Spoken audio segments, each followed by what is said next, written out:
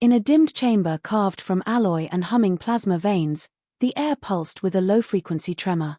A glowing sigil shimmered faintly across Zy'lara's abdomen, locked tight as a sealed promise. The med-droids had tried everything: electromagnetic pulses, regenerative stims, even plasma microincision, but the bioorganic seal refused to open.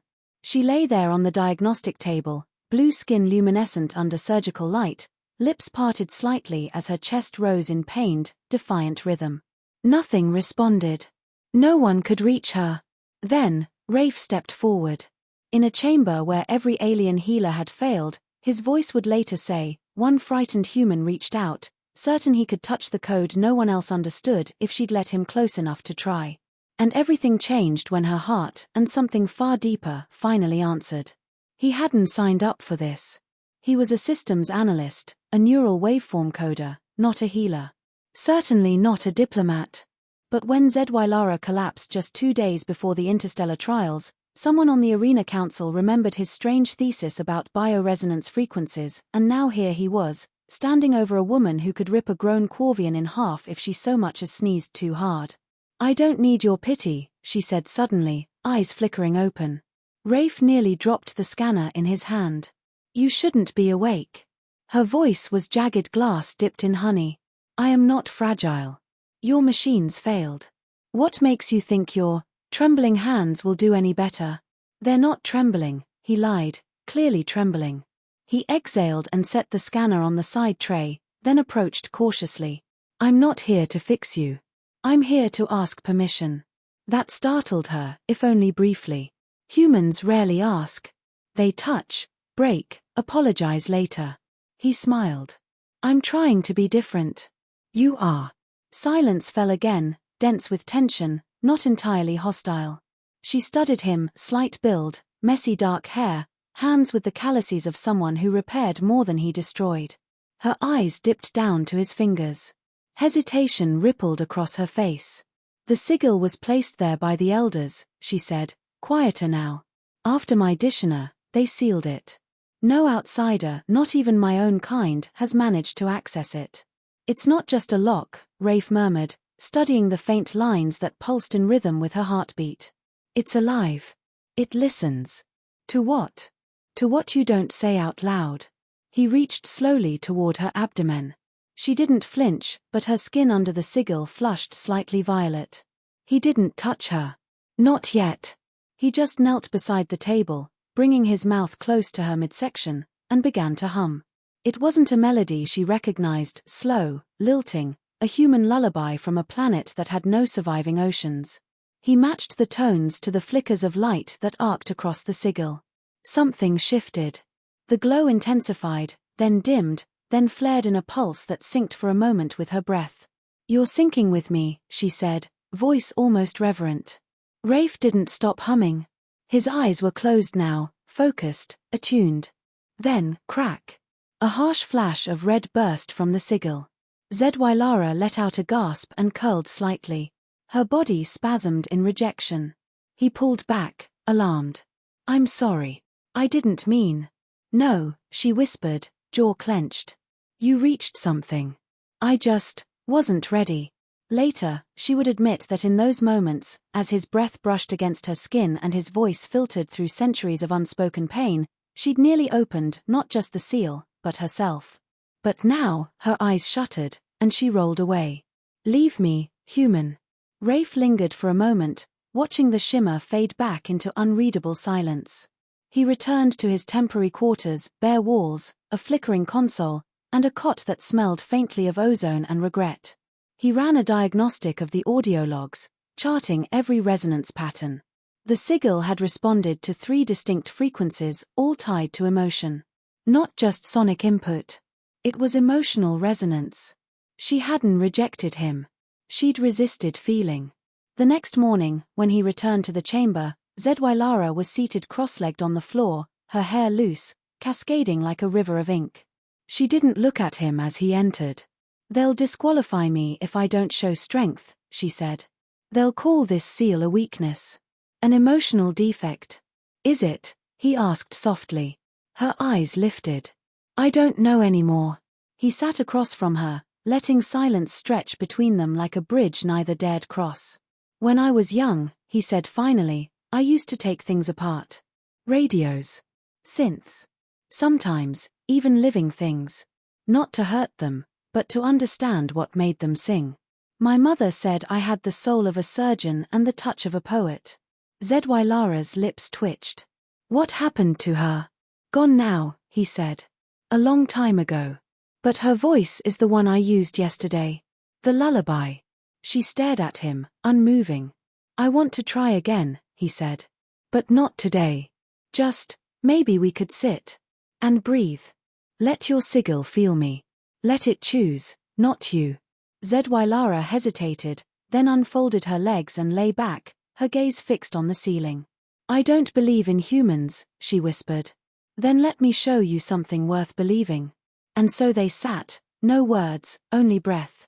Across her stomach, the faint light of the sigil shimmered warmer now, like a secret waiting to be told. The silence between them grew softer each day, not empty but full.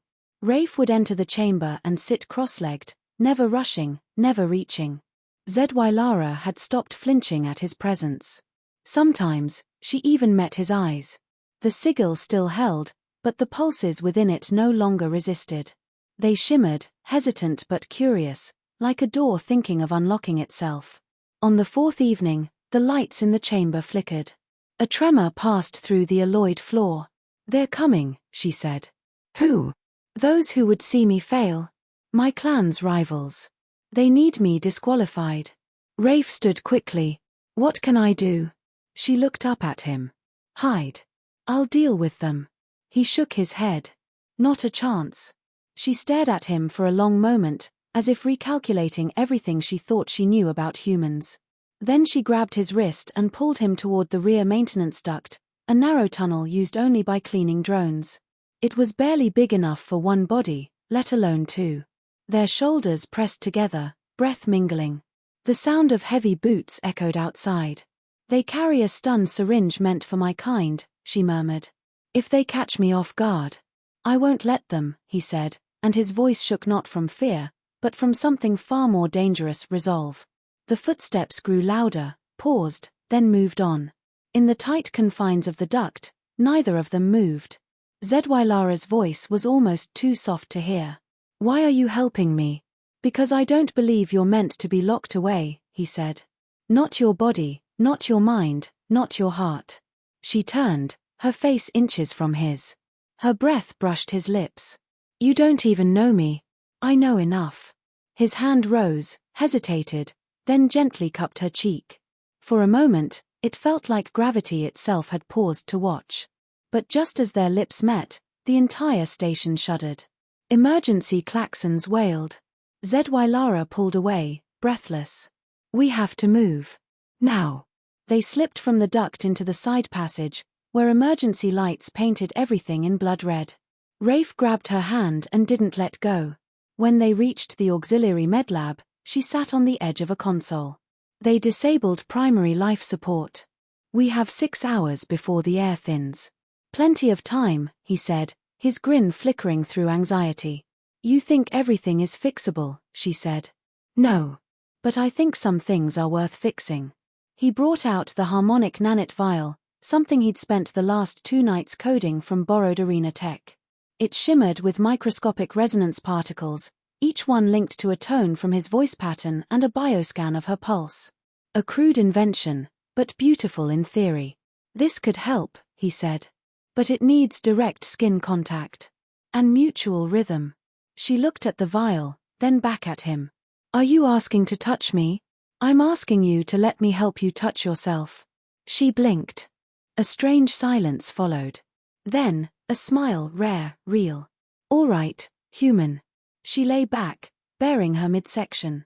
He uncorked the vial and let the nanites pour onto his fingertips, then spread the shimmering gel across her sigil in slow, deliberate circles. The particles began to vibrate with a low hum, echoing his heartbeat. He leaned closer, pressing his forehead to hers, his hand never leaving her skin. The pulses within the sigil began to match the rhythm. Slowly. Then faster. She gasped as a faint warmth surged through her, lighting every nerve. Her hands clutched his shirt, not from pain, but from the sudden intimacy of being seen, not just scanned. Then the glow turned violent. A surge of rejection blasted outward. The sigil flared red and black. Zy'lara cried out. The gel ignited briefly, burning against her flesh. Rafe recoiled as her body spasmed, then went limp. He caught her before she fell off the console. "Zy," he whispered. "Zy'lara." Her eyes fluttered open, barely. "It fought me. It fought you." "No," he said, breathless. "It fought fear." He helped her lie down again, dabbing the gel away with trembling hands. The sigil was dim again, but different. A single line, barely visible before, now traced a path downward across her abdomen, like a tear waiting to fall. "It opened slightly," he said. "Then closed harder." She didn't respond. But her hand found his. Later, in the hydroponic recovery bay, they sat on a metal bench beneath glowing fungi trees. The air here was cleaner, the light softer. "I was once betrothed," she said quietly. "To a commander of my kind. He used his strength to unlock what I did not offer." Rafe said nothing. He let the quiet say what words couldn't. "When I was sealed," she continued, "it was to protect me. But it also imprisoned me. That's what they never understood. That something done for you can still be something done to you." Rafe looked at her, not as a healer, not as a fixer, but as a man seeing someone choosing to live again. "I won't open it unless it asks me to," he said. Her gaze softened. "You're the first to listen." That night, as station gravity fluctuated, they floated together in a zero-G shaft, tethered by a loose magnetic cord. The stars wheeled around them through the glass ceiling above. Her body curled beside his, breath sinking again, not through tech, but through trust. "You sang to me," she whispered. "You heard it. I felt it." Their lips met again. This time, slow. Intentional. The sigil pulsed once in soft lavender light. And then, it cracked. A visible fissure down the center, glowing with inner warmth. Zy'lara froze. "It's opening," she whispered. "But not fully. If we force it now, it could destroy everything," he said. "No," she said. "It's not you I'm afraid of." She looked into his eyes. "It's me." And in the shadows above them, far beyond the reach of touch or song, a hidden observer reported silently to a rival clan, "The human is succeeding. Eliminate him before the trial." The arena's trial clock was counting down, its deep toll echoing through the upper halls. Each chime meant Zy'lara had one less minute to stand before her people. One less breath to prove her body was her own again.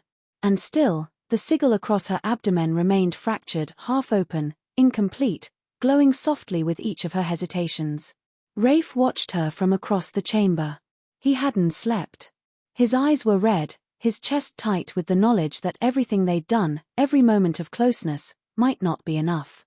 He hadn't touched her again, not the sigil, not her lips, since that last kiss in zero-G. She hadn't offered. And he would never take. She stood now, in a long robe of deep violet, the traditional pre-trial garb of her house. She looked taller than ever. Stronger. But the way her hands curled against her thighs, he knew she was afraid. "Say something," she whispered. He walked up behind her, slowly. "I'm still here." "That's not enough." "It's everything." She turned to face him. For a second, her expression betrayed nothing. Then, a crack far subtler than the one glowing across her skin. "I want to open it," she said. "But not for the trial. For you." Rafe said nothing. He couldn't. His chest felt too full. She stepped forward and took his hand, and for the first time, placed it gently over the sigil. Her robe fell away just enough to expose the ridged, glowing lines. The warmth of her skin burned through him. "It can't just be unlocked," she said. "It has to be understood." "I don't want to fix you," he said. "I want to know you." They sat together in the observatory dome, where silence reigned and light poured in from the dying blue sun. He spread the same iridescent gel as before, but this time without urgency. With reverence. Then he did something different. He sang. A different song than before. This one wasn't soft or lulling. It was longing. A human sea shanty remixed by memory and pain, learned from a voice that no longer existed. The notes weren't perfect, but his voice trembled with something purer than pitch. Zy'lara gasped. The sigil's lines flared outward, opening in delicate petals, almost like a bloom responding to sun. Her hands clutched his, guiding him with trembling fingers. A glow burst from the sigil, lavender shifting to rose gold, and her breath hitched sharply as if part of her soul had been torn open and laid bare. But then the chamber door exploded. A bolt of plasma slammed into the console behind them. Sparks rained over the floor. Rafe grabbed Zy'lara and pulled her to the side. A figure stepped through the smoke, tall, insectoid armor humming with residual heat. The saboteur. One of the bounty hunters sent by her rivals. She rose instinctively, shielding Rafe with her body. "You opened it," the saboteur hissed, in a dialect warped by translation. "Then you will die impure." Zy'lara shoved Rafe behind a force column and charged. She moved like a thunderbolt, limbs fluid, every muscle singing with new power. The partially open sigil pulsed with each step. She landed a hard blow against the intruder's midsection, but he countered, slashing across her shoulder with a cryo blade. She stumbled. "No." Rafe surged forward, unthinking, grabbing the saboteur from behind. The enemy threw him off with ease, but not before Rafe had slipped a neurosurge patch onto the armored spine. A second later, the attacker collapsed, twitching. Zy'lara fell to her knees. Blood shimmered down her arm. Rafe ran to her. "Stay with me." "I'm fine," she said through clenched teeth, but the sigil had dimmed, flickering like a dying star. "You're not. That cut, your conduit's leaking energy. If the sigil fails now." She slumped forward. Rafe caught her just before she hit the floor. The sigil pulsed in wild, erratic flashes. Her body was shutting down. Too much energy, no stabilization. No conduit to channel it. Not without a full opening. He laid her down on the soft field of synthetic moss. His fingers were shaking. His mind was screaming. He didn't have time to code a solution, didn't have access to medical tech or xenobiotic patches. But he had one thing. He had a voice. He leaned in, pressing his hand over the sigil, forehead against hers, and whispered, "I love you." The glow stopped flickering. It steadied. He kept singing, soft, low, just for her. A song of yearning. A song without language. The melody curved like the path of their journey, from distrust to wonder to this moment of perilous connection. And slowly, impossibly, the sigil opened. Not cracked. Not bloomed.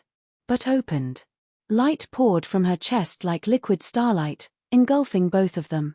The temperature rose, the very walls of the room humming with the surge. The glow flooded into Rafe's chest, seeping under his skin, dancing along his nerves. He cried out, but didn't let go. Her breath returned in a single, gasping surge. She opened her eyes and saw him glowing, too. "No one's ever done that," she whispered. "No one's ever shared it. I didn't know I could." "You didn't. But you did." The trial sirens began to toll again. Rafe held her tightly. "You're too weak to fight. Then fight with me." They stood together. Her body still trembling, but her will absolute. And his fused now, in some invisible way, amplified hers. As they crossed the threshold into the arena floor, hand in hand, a hush fell over the crowd. Two figures walked forward as one. She was not sealed anymore. He was no longer just human. And none of the watching worlds would ever forget what happened next. The arena floor stretched before them like a galaxy of stone and fire, cracked obsidian, glowing heat vents, and a sky dome above that reflected 100 alien worlds watching in real time. Crowds screamed from every tier, voices distorted by languages and species so diverse no translator could capture them all. But in the center of it all, there was silence. Zy'lara walked forward slowly, blood dried along her arm, the sigil across her torso now fully open, a living flame pulsing across her skin. The crowd didn't understand what they were seeing. No one had witnessed such an opening in generations, and never alongside a human. Rafe followed just one step behind. His chest still bore the faint trace of her sigil's glow, like her power had written itself onto him. They were not joined by technology, or war, or oath. They were joined by understanding. The Grand Speaker's voice echoed through the dome. By code of trial law, the challenger may choose a substitute if physically compromised. Do you choose this human, Zy'lara of Veskar? She didn't turn her head. She simply extended her arm. Rafe stepped forward and took it. We fight, she said, together. The floor rumbled as the gate across the field opened. From it emerged the trial beast, a massive, 10-limbed fusion of flesh and cybernetics, bred for intimidation and violence. Its eyes locked on Zy'lara, sensing her weakness, scenting blood. Rafe's pulse raced. His every instinct told him to run. But her hand in his anchored him. Their connection pulsed. He felt her energy flood into his limbs, not overwhelming, but enhancing. He whispered, "Do you trust me?" She nodded. With a snap of his wrist, Rafe activated the hacked combat exomech he'd rebuilt during those long, sleepless nights. The neural shunt clicked into his temple and, for the first time, Zy'lara reached for it as well. Their minds didn't merge, but they aligned. The mech powered up with a roar of flame. The trial beast charged. What followed wasn't just a fight, it was a dance. Her instincts, his reactions. His eyes, her tactics. Where she struck with precision, he blocked with calculation. They spun around each other like twin stars caught in each other's orbit. The crowd, stunned at first, rose to their feet as the impossible unfolded before them. Zy'lara took a hit across her ribs. Rafe felt the echo in his chest and shouted through clenched teeth. The mech responded by amplifying his movement, letting him hurl a sonic disruptor into the beast's throat. It staggered. She leapt, landing on its back, carving through the exposed control node with a blade she pulled from his gauntlet. The monster fell, twitching. The silence afterward was so deep it became sound. The Grand Speaker's voice trembled. "Victory is yours." The arena erupted in noise, but Rafe couldn't hear it. He only heard her breath, shallow but steady. Her eyes, locked on his. The way her fingers curled around his. They didn't return to the chamber. Instead, they were escorted to the Ascendant deck, a private skyview chamber used only by champions and dignitaries. They stood together, the dome above them revealing the dying blue sun that had watched their every move. Rafe exhaled and laughed softly. "I'm not sure what part of me still belongs to me." She smiled and stepped closer. "That's the price of touching something forbidden. It touches you back." He reached for her face, cupping it gently. "Are you still afraid?" She closed her eyes. "No. I think. I've never been more whole." The kiss was quieter this time. No urgency. Just truth. Later, as they lay beneath a silk canopy, her body pressed against his, the sigil glowed again, but softer now. No longer a seal. No longer a gate. Just a memory of something that once hurt and was now healed. She traced her fingers across his chest where the echo of her mark lingered. "You know what this means, don't you? That I'm yours," he teased. She laughed, then became serious. "That if something happens to me, you'll feel it." He nodded. "That's the price I paid the moment I sang to you." A quiet alarm beeped on the far side of the room. A soft pulse. Incoming signal. Zy'lara rose, her robe sliding over her shoulders. She touched the wall, and the message appeared. "The sigil has replicated. The human has bonded. Status, permanent resonance." They looked at each other. "It wasn't supposed to be permanent," Rafe said. "No," she whispered. "It was supposed to be impossible." Outside the chamber, the stars turned slowly. The blue sun burned lower, as if knowing its end would mark the beginning of something new. Rafe took her hand once more. "So what happens now?" She leaned into him, eyes half closed. "Now, we find out how far love can echo, when nothing is sealed anymore. And somewhere, far beyond the system's edge, in a council room on a cold world lit by logic alone, a voice said, 'The human has done it again. We underestimated their softness.' 'No,' another replied. 'We misunderstood their strength.' And beneath that dying sun, two beings, once broken, once lost, held each other like stars that had finally found the same orbit. Not locked. Not sealed. But open. Forever.